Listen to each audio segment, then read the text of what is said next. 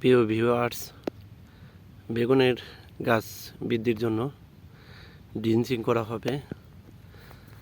তো এই গাছগুলো একটু ছোট এবং এটা দ্রুত বৃদ্ধি করা খুবই জরুরি, কারণ রমজান চলে আসতেছে।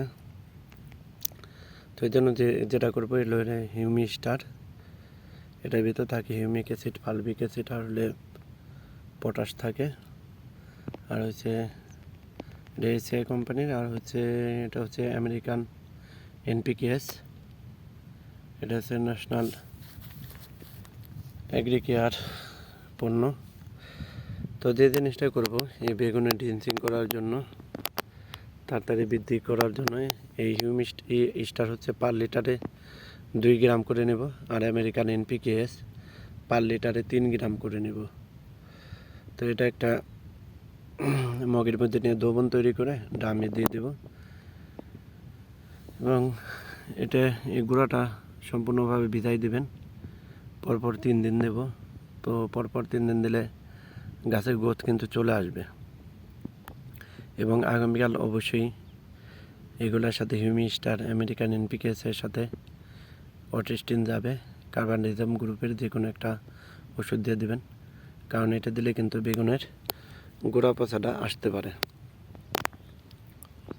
তো সেজন্য অবশ্যই একটা ছত্রাকনাশক আগামীকাল প্রয়োগ করব।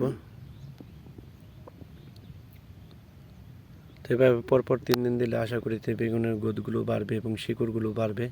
শিকড় বাড়লে কী হবে, যে গাছের কিন্তু খাদ্য গ্রহণের ক্ষমতা বেড়ে যাবে, কারণ এইসব বেডে কিন্তু পর্যাপ্ত জৈব সার এবং রাসায়নিক সার দেওয়া আছে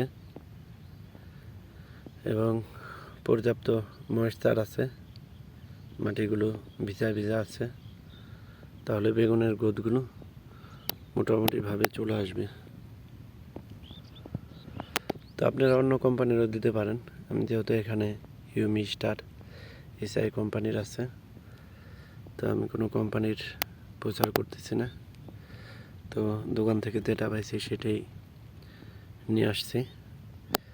তো তারা তাড়াতাড়ি বেগুন রোপণের পর গ্রোথ আনতে চান, অবশ্যই এই ফর্মুলা ব্যবহার করলে গ্রোথ আনতে পারবেন।